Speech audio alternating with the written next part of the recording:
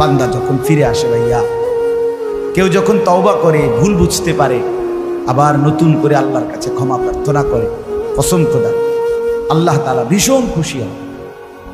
হাদিসে আছে আল্লাহর কোনো বান্দা যখন তওবা করে, আল্লাহ তখন ফেরেশতাদেরকে বলে, আমার ফেরেশতারা 7 আসমান আর জান্নাত সাজিয়ে দাও।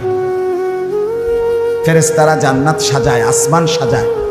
ফেরেশতারা ডেকে বলে, রব্বুল আলামিন কি হলো যে কারণে আসমান সাজাইলেন, জান্নাত সাজাইলেন?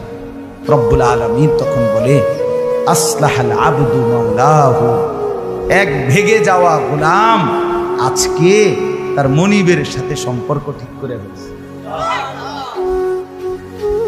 আল্লাহ আল্লাহ বলে, আমার এক গোলাম আমার থেকে ভাইগে গেছিল রে, অনেক দিন ওই আমারে সেজদা দেয় নাই, আজকে দিছে। অনেক দিন সে আমারে ডাকে নাই, আমি খুব কষ্ট পাচ্ছিলাম। আমার বান্দা আমার হাতে গড়া, আমার দেওয়া নাক চোখ কান, আমার দেওয়া জবান, আমার দেওয়া জিহ্বা, আমার গড়া বান্দা আমারে ভুলে আমার থেকে ছুটে গেছে। আজ আমার সেই ভেগে যাওয়া বান্দা আমার কাছে ফিরে আসছে।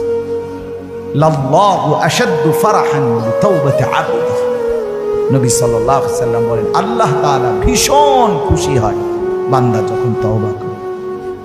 এজন্য যুবক ফিরে আসো, নওজোয়ান ফিরে আসো, নিজের ক্ষতি করো। আমি প্রত্যেক দিন বলি, তুমি মরে গেলে হ্যাঁ পৃথিবীর কিচ্ছু আসবে, এই বন্ধুরা ধোকা ধোকা। একটা ফোলা ফাইন তুমি মরলে খানা বন্ধ করতে হবে, কসম খোদা তুমি লিখে নাও। তোমার একটা ফ্রেন্ড এক লগে যদি বইয়ে বইয়ে বিড়ি খায় তোমার লগে,